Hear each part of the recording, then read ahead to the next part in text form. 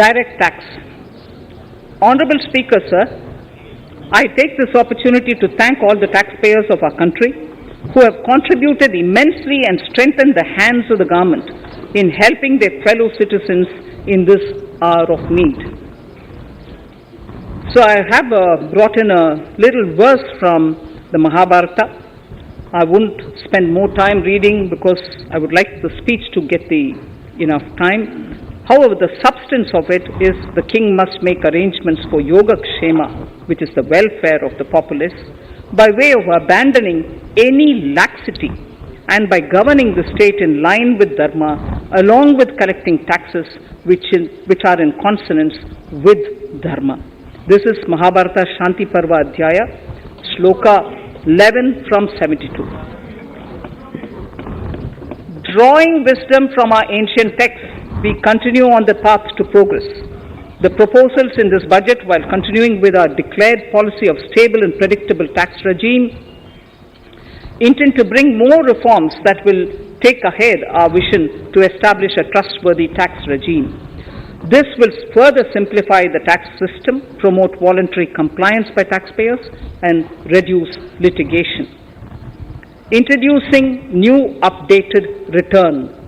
India is growing at an accelerated pace and people are undertaking multiple financial transactions. The Income Tax Department has established a robust framework of reporting of taxpayers' transactions.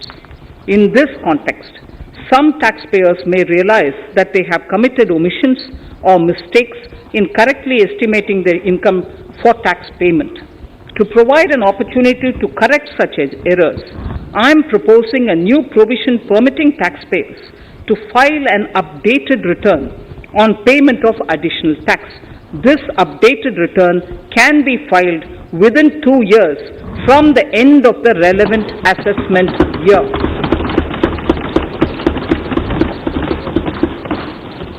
Honorable Speaker, sir, presently, if the department finds out that some income has been missed out by an assessee, it goes through a lengthy process of adjudication.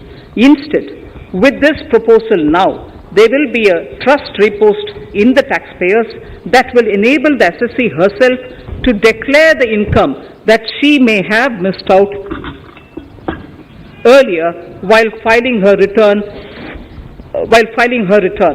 Full details of the proposal are given in the finance bill. It is an affirmative step in the direction of voluntary compliance.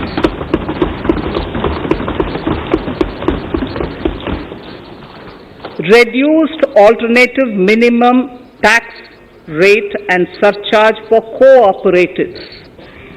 Currently, cooperative societies are required to pay alternate minimum tax at the rate of 18 and 1.5%. However, companies pay the same rate, the same, which is the alternate minimum tax, at the rate of 15%.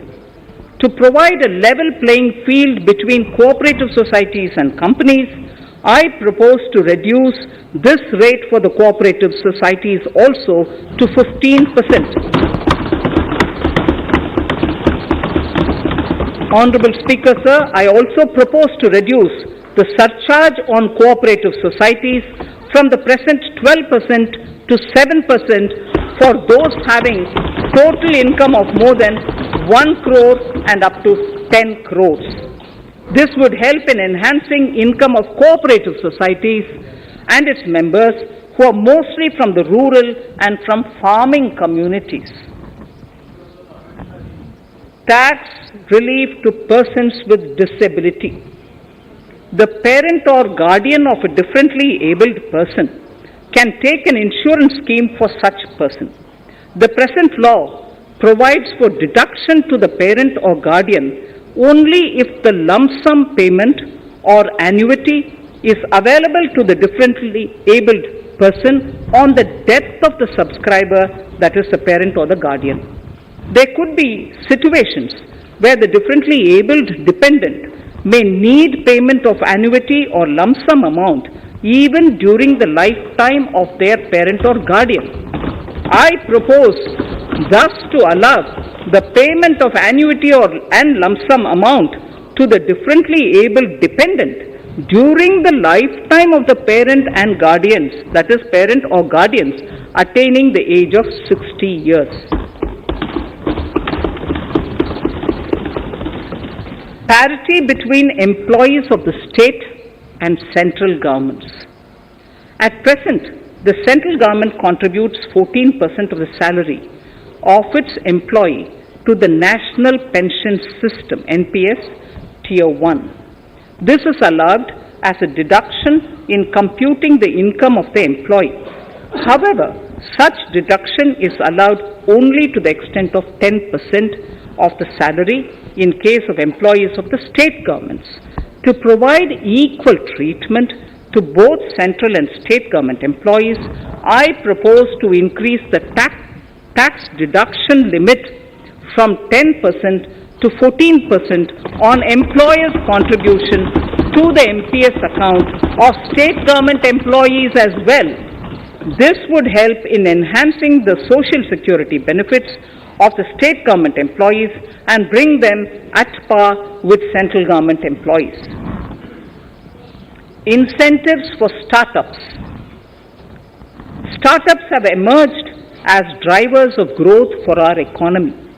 Over the past few years, the country has seen a manifold increase in successful startups.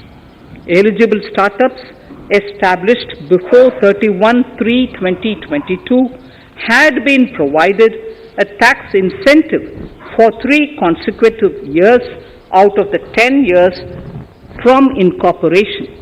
In view of the COVID pandemic, I propose to extend the period of incorporation